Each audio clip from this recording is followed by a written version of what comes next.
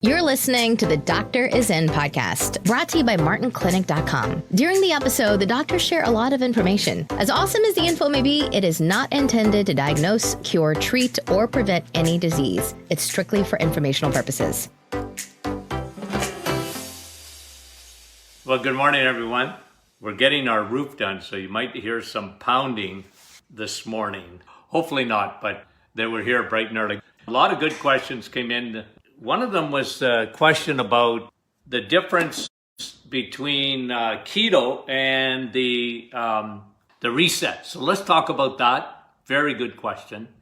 We'll talk about exogenous ketones. Okay, what does that mean and what do they do and blah, blah, blah. Okay, but we're going to go into that. So let's talk about what's the difference between ketosis or a keto diet, which is very popular, okay? Keto diet is very popular. Now, you got to understand something. Now we're talking about keto, and way before keto was this guy, okay? Because I've been talking low carb for a long time, and the only way to go into ketosis, okay, is to go low carb. So what does ketosis mean, okay? It means your body is now burning fat instead of carbohydrates. That's what ketosis means.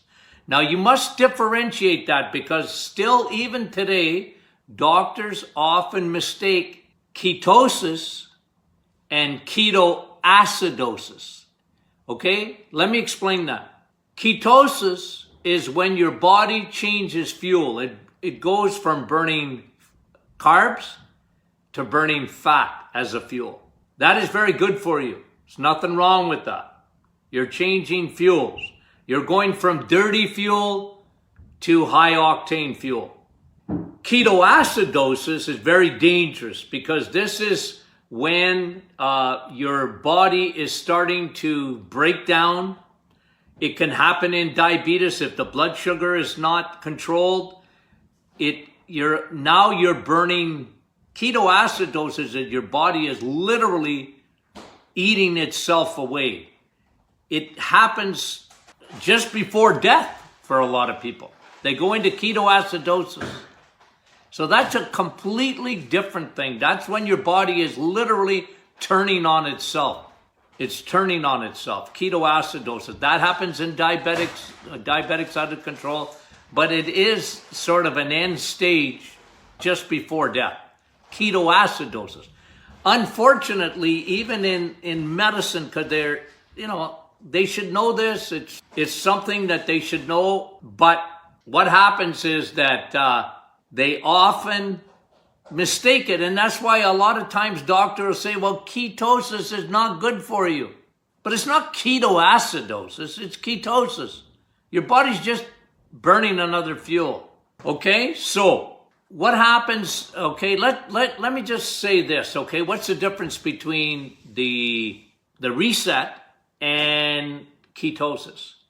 Well, the reset is, as you know, eggs, meat, and cheese. There's several reasons for it. I'm going to tell you that it is the healthiest thing that you can do for yourself. Even better than ketosis, because ketosis is very low carb, which is good. Don't get me wrong, it's good. But ketosis ketosis is good for you, but it won't necessarily empty your liver. It'll help, but it won't empty it. It'll help your blood pressure, but might not fix it. So it's good for you. The problem is that you're still eating a certain amount of carbs, 20, 30 grams. Some men can get away with staying in ketosis and eating 50 grams of carbs. And I'm not saying that's bad. In the long run, that's not bad for you. But for a complete detox, a complete metabolic shift, completely fixing your insulin resistance, that's why I do the reset. It changes everything. So the reset is very strict, very good for you. So that's the difference. Now, let me go one more thing. Exogenous ketones. What is that? Exogenous. Well, that's there are drinks on the market today that are called exogenous ketones. That means, look, Don't use that for weight loss. It doesn't work. You might feel a little better taking, like, I'll give you an example of that. You've heard of bulletproof coffee? Have you heard of that? Bulletproof coffee is when you put, it's usually a blend of, it's a medium chain oil that you drink. It's like a blend of coconut and palm oil or straight coconut oil in a coffee with butter. It's called bulletproof coffee. That's an exogenous ketone. It doesn't get burned the same way, goes to your liver and it produces ketones. So it's almost like an artificial way of producing ketone, but it's not going to put you into ketosis. It will not make you burn fat. Now, let me just say this. When you are eating eggs, meat, and cheese on the reset, your body is going to naturally go into ketosis. It will burn fat as a fuel. It certainly can't burn carbs. You're not eating any. So understand what that is. It's healthy. And when you come out of the reset, you can stay into ketosis if you want by still eating low carb. I know people for 5-10 years, patients of mine that eat this lifestyle and they've been on it. They feel so good. Guys, when you change, it'll only take you 30 days. I promise you by the second week first week, remember what I was saying a few messages ago? Within a week, you are lowering your insulin resistance. You're fixing your metabolism. In 1 week, it starts at the cellular level. It's going to change. You're going to feel better. You're changing fuels. You're using, instead of crappy fuel, you're using jet fuel. You're using rocket fuel. That's what it means. That's why I chose eggs, meat, and cheese. They're so nutrient dense. It's the nutrients your body needs. And when you give your body the nutrients at the cellular level, choline, okay? Choline, vitamin A, vitamin D, B12, all those very, very important nutrients, the high protein, the high cholesterol. Yes, cholesterol. You're going to eat a high cholesterol diet. You need that.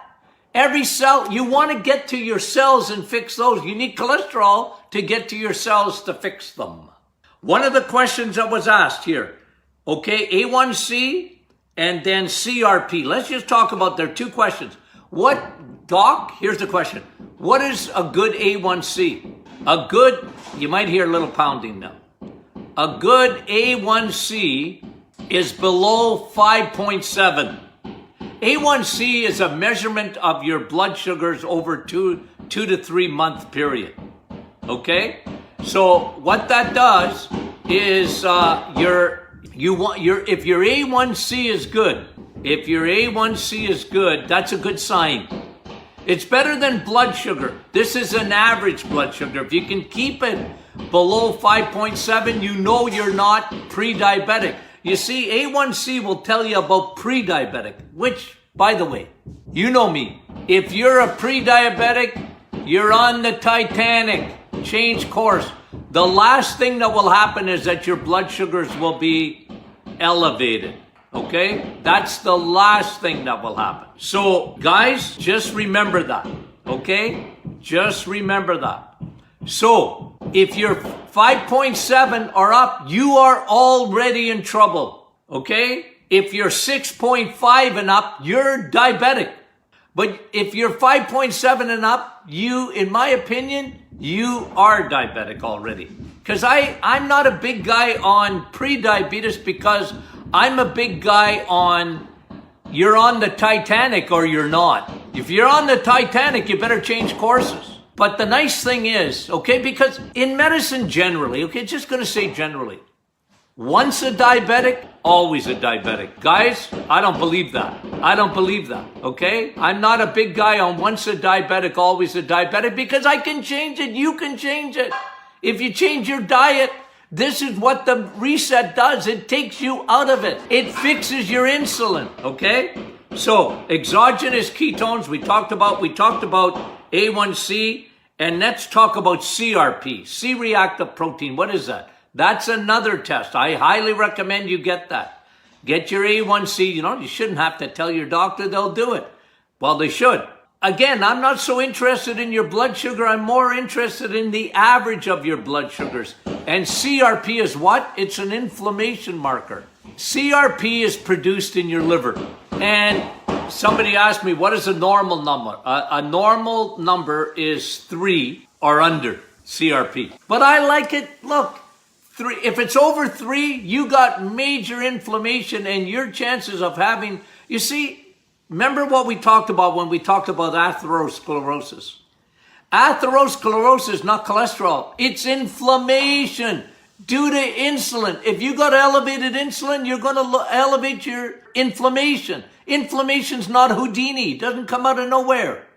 There's something underlying. What causes inflammation? Number 1, insulin. Number 2, leaky gut. Okay? So if you have leaky gut, inflammation. If you have insulin, and insulin is something you can control because it's food. That's how dangerous sugar is. That's how dangerous carbohydrates are. Okay? So CRP, what do I look for in blood work? Well, they say if it's under 3, it's normal, but I look at that. If it's 1 or under, I like that. If it's 2 or 1 to 3, you got a moderate chance of having a heart attack or stroke with CRP. It's one of the best tests that you can get even to determine, because inflammation damages the blood vessels. We talked about that. It damages capillaries.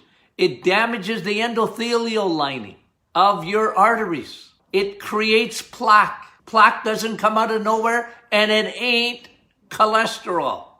Okay? So, you want CRPs to be under 3, but I like them to be under 1. 1 and under. If they're above that, you got inflammation in your body. You can fix it. How do you fix inflammation? Lower your insulin. Number 1, change your diet. Change your food. Okay? So, somebody was asking, good questions. What about, Dr. Martin? Lectins. Okay? Now, there's been a whole book out on lectins, okay? Usually found in certain vegetables and beans and nuts. Some seeds have lectin. If you notice something that Dr. Martin does, okay? When we do the reset, you're not eating any lectins. You're not having any oxalates, okay? You're not having any cellulase, okay? Cellulose is found in like celery and vegetables, and I'm not saying they're bad. All I'm saying is one of the reasons that I take you off lectins completely, I take you off vegetables completely. Why do I do that? For 1 month, in order to heal the gut. So many people have trouble with their digestive, and they're bloated all the time, and they got gas, and they got IBS, and they got diverticulosis, and they got ulcerative colitis, and they got a bad gut. A lot of times, fiber, guys, is overrated. You're eating, Dr. Martin, I gotta have a good poo every day. Why? Not if you got a bad gut. You're irritating. Lectins can irritate. That doesn't always, look, all I'm saying is, if you are a vegan or a vegetarian, you're getting way too much lectins. They can irritate your gut. And so part of my healing is to get healing that gut. Somebody said to me yesterday, and it's a good question, by the way, Doc, I've been on the reset for a week. I haven't gone to the bathroom. I haven't gone number 2 yet. Okay, so what? Are you sick? No. I'm so used to going every day. So what? You don't need to. You know why? I'll tell you why that happens. Why does it happen? Your body is healing and it's taking a break. You see, when you eat nutrient-dense food, eggs, meat, and cheese, you have everything in there. Everything is in there. Every vitamin, all your minerals, everything is in that animal kingdom. Your healthy fat, It's so nutrient dense. Your body, when you bring it in and you eat it, it takes it in. You see, what is it when you go to the toilet? It's waste. Look at all the waste that's going into the toilet. Yeah, because your body's smart. If there's not a lot of nutrients in the food, it gets rid of it. Bye-bye, lo, into the toilet. Okay? So, when you're eating nutrient-dense food, think about it. You don't need to go near as much. Now listen, if you're bloated and you don't feel good, okay. Sometimes I've got to give people on the reset a little bit of fiber in a capsule. I don't want them eating lectins. I don't want them eating oxalates. I don't want them eating cellulose temporarily. I'm not saying they're bad, but they're bad if you got a bad gut. They irritate. It's like sandpaper going down your gut. Why do you think there's so much diverticulosis today? You know what diverticulosis is? Diverticulosis is, and it's usually on the transverse part of the bowel, okay? Usually on the left side, okay, of the bowel. It happens so often, it's unbelievable. It's like an epidemic today. In the 1970s, it's not like I never saw diverticulosis, but I hardly saw it. Today, it's like every second person that's got digestive issues have diverticulosis. You know why? Because we're fiber crazy. We're fiber crazy. We bought the lie. Fat's no good for you. Fiber, the cereal, right? You gotta have your Cheerios and your oatmeal and ladies, you and your salads, chicken and salad. You're not a cow. A cow has glorified salad all day long. They eat grass. That's glorified. Salad is glorified grass. Cows eat it. Why? They got 4 stomachs. You got 1. You only have 1 stomach. You're not meant to, okay? You only got a little wee stomach here and then lots of tubing. Well, the grass don't get broken down in the tubing. It gets broken down in your stomach. So it goes in, it's fiber. It's insoluble fiber. It irritates the bowel. You have no idea how often I see that. I have told thousands of women over the year, when you quit eating your salad, have it once a week. But doc, I live on that. No, that's not good for you. There's not enough nutrients in a salad for a mouse. You got this big thing, a big plate of salad and lettuce and oh, that's so good for me. Who told you that? There's no nutrients in there. Rabbits eat that. Rabbits, not you. I know. But listen, this is why we see so many people today with irritated bowels. Compared to what it used to be, it's crazy. It's crazy. Another reason I just want to put this out there is the use of antibiotics, because antibiotics kill your good bacteria. And it's created a whole generation or two of leaky gut. The greatest discovery of the 20th century has become the curse of the 21st because it created leaky gut. And leaky gut is a very dangerous thing. It can kill you. Okay? Because what happens in Vegas stays in Vegas, but not when your body has the vagus nerve, your 10th cranial nerve. Everything travels from your gut up to your brain. Because somebody asked me today, what about scalp acne? Look at guys, if you have anything on your skin,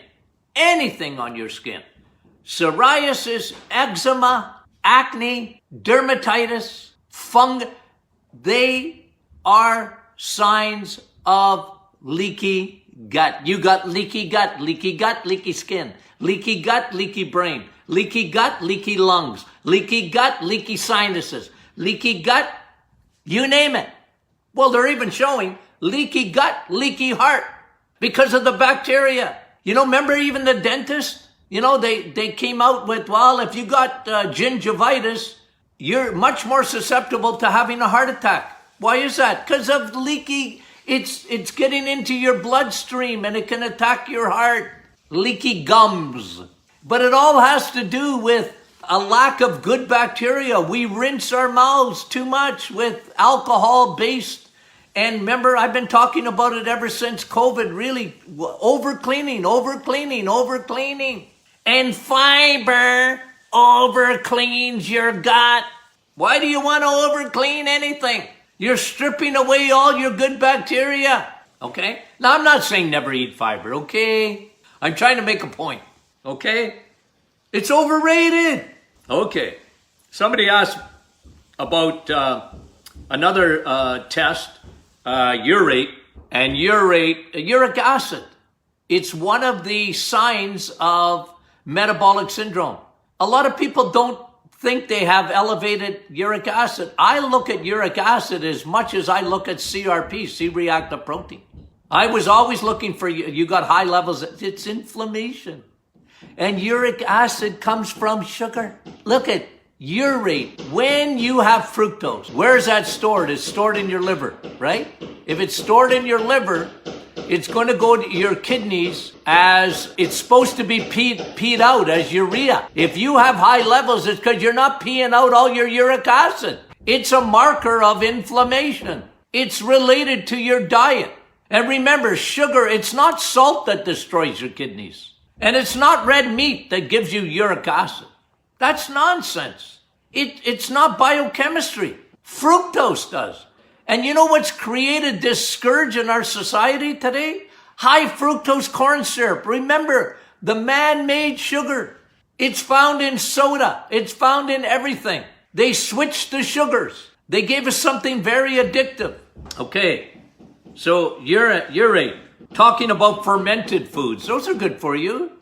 Kefir, kombucha. Yeah, those are good. I got no problem with that. But just make sure when man makes it, they add sugar to it. So watch for kefir and that. If you buy it in a grocery store, make sure they don't add no sugar. Okay, it's dairy. It's all right. It gives you probiotic. They're not broad spectrum though, but that's all right. Doesn't mean they're bad for you. Okay? Somebody's asking about heavy metals. I'm going to spend a whole session, okay, on heavy metals. One of the things that I see the most, you know, because people, they blame fish. Oh, you know why we get so much heavy metal mercury? It's fish. Those big tunas and whatever, they got mercury in them. Don't eat that stuff. You know what? I disagree with that, by the way.